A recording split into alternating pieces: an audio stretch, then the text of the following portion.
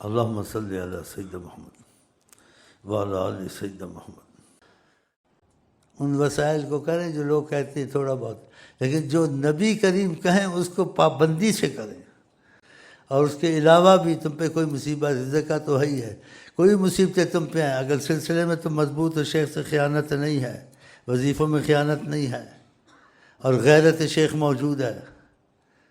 مثلا آپ نے شیخ سے وظیفے لی پر دوسری جگہ سے وظیفے نہیں لیا، دوسری جگہ تصور بھی نہیں کیا، دوسرے وظیفے بھی نہیں پڑھے، اس میں اور وظیفے بھی نہیں ڈالے۔ ڈاکٹر آپ کو دوا دے پرہیز بتائے، آپ کو اپنی طرف سے اس میں اضافہ کرنا چاہیے؟ عقل کے خیر نہیں کرنا چاہیے۔ جو ڈاکٹر نے کہا وہی کرے۔ ہو سکتا ہے کوئی تم کو پر مصیبت آ جائے بدلنے سے، اپنے آپ اس میں وہ بدل لیا پرہیز میں کرنے، وہی کرے۔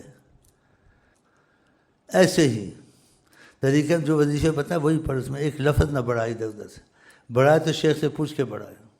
یہ شیخ سے جو طریقت والے ہیں قریب ان سے پوچھے تو طریقت کے اندر کی وظیفے بڑھائے۔ آپ ایک ڈاکٹر سے علاج لیں، پھر دوسرے ڈاکٹر کا علاج بھی لگا دیں دیجیے، پھر کتاب میں دیکھیں وہ بھی لگا دیں، پھر پتہ ہے آپ بچیں گے مریں گے۔ ادھر بھی علاج کیا، ادھر بھی علاج کیا، کتاب سے کچھ کیا، خود بھی کچھ کیا، نہیں کرنا چاہیے۔ تو یہ عقل مندوں کی باتیں ہیں۔ دل ایک جگہ لگتا ہے، خدا نے قرآن کا 2 دل نہیں بنائے ہیں، اسی باتوں کو پورا فائدہ ہے۔ ما جعل اللہ لرجل من قلبین فی جوفہ، کسی کے 2 دل خدا نہیں بنائے، ایک دل سینے میں رکھا۔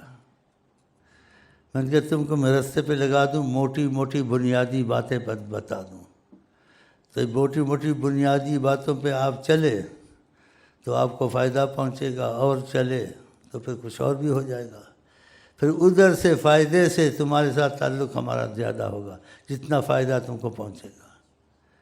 تو آپ چاہتے ہیں رابطہ، یہ لفظ گڑ گڑ بولتے ڈر لگتا ہے، اللہ سے نبی سے 5 وقت کی نماز تمہاری نہیں چھوٹنی چاہیے، چھوٹ جائے تو اس کو قضا واپس کرو، معافی مانگو۔